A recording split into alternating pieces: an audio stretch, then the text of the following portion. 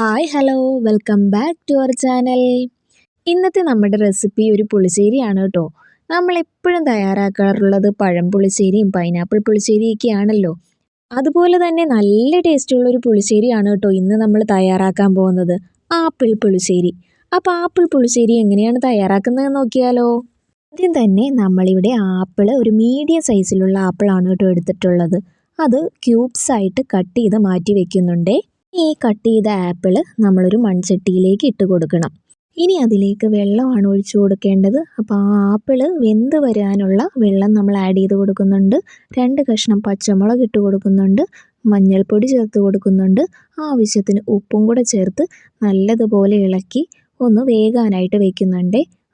ആപ്പിളൊക്കെ നല്ലതുപോലെ ഒന്ന് വെന്തുടഞ്ഞ് കിട്ടുന്നത് വരെ ഒരു മീഡിയം ഫ്ലെയിമിലിട്ട് നമ്മളൊന്ന് കുക്ക് ചെയ്തെടുക്കണേ. ഇപ്പോൾ ഇതേ വെള്ളമൊക്കെ നല്ലതുപോലെ തിളച്ച് വരുന്നുണ്ട്. ഈ സമയം തന്നെ നമുക്ക് അരപ്പ് തയ്യാറാക്കാവേ. അപ്പോൾ ഒരു മിക്സി ജാറിലേക്ക് തേങ്ങ ചിരകിയതും മഞ്ഞൾപ്പൊടിയും 1 കഷ്ണം വെളുത്തുള്ളിയും ചെറിയ ജീരകവും കാന്താരി മുളകും ആവശ്യത്തിന് വെള്ളം ഒഴിച്ച് നല്ലതുപോലെ നല്ല പേസ്റ്റ് പരുവത്തിന് അരച്ചെടുക്കണേ. അപ്പോൾ ഇതേ അരപ്പൊക്കെ നല്ലതുപോലെ അരച്ച് നമ്മളെടുത്ത് മാറ്റി വെക്കുന്നുണ്ട്.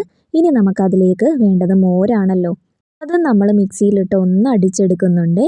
ഈ ഒരു സമയം കൊണ്ട് നമ്മുടെ ആപ്പിൾ നല്ലതുപോലെ വെന്ത് കിട്ടിയിട്ടുണ്ട് കേട്ടോ. ആ ഒരു വെള്ളമൊക്കെ ഒന്ന് വറ്റി ആപ്പിളൊക്കെ നല്ലതുപോലെ ഒന്ന് ഉടഞ്ഞ് കിട്ടിയിട്ടുണ്ട് കേട്ടോ.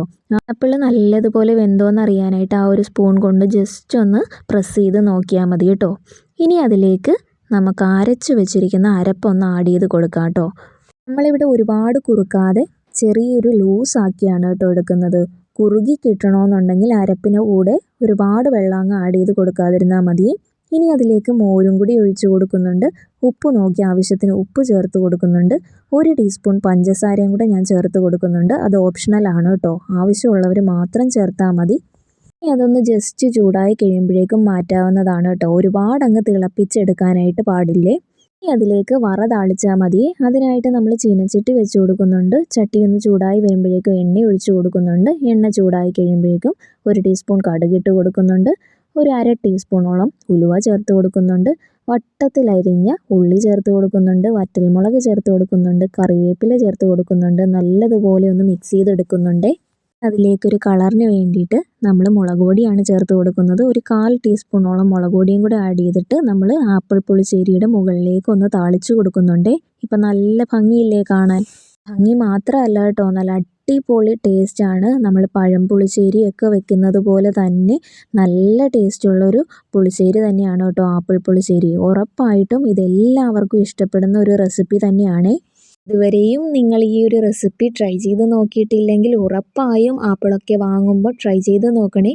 നല്ല സൂപ്പർ ടേസ്റ്റാണ്. കുട്ടികൾക്കൊക്കെ ഒരുപാട് ഇഷ്ടപ്പെടുന്ന ഒരു ഐറ്റം തന്നെയാണ്. എല്ലാവർക്കും ഈ ഒരു വീഡിയോ ഇഷ്ടമായെന്ന് കരുതുന്നു. ഇഷ്ടമായെങ്കിൽ ലൈക്ക് ചെയ്യാനും ഷെയർ ചെയ്യാനും ഇതുപോലെയുള്ള സിമ്പിൾ ആൻഡ് ടേസ്റ്റി റെസിപ്പീസിനായി എൻ്റെ ചാനലൊന്ന് സബ്സ്ക്രൈബ് ചെയ്ത് സപ്പോർട്ട് ചെയ്യാനും മറക്കല്ലേ. Thank you for watching. By.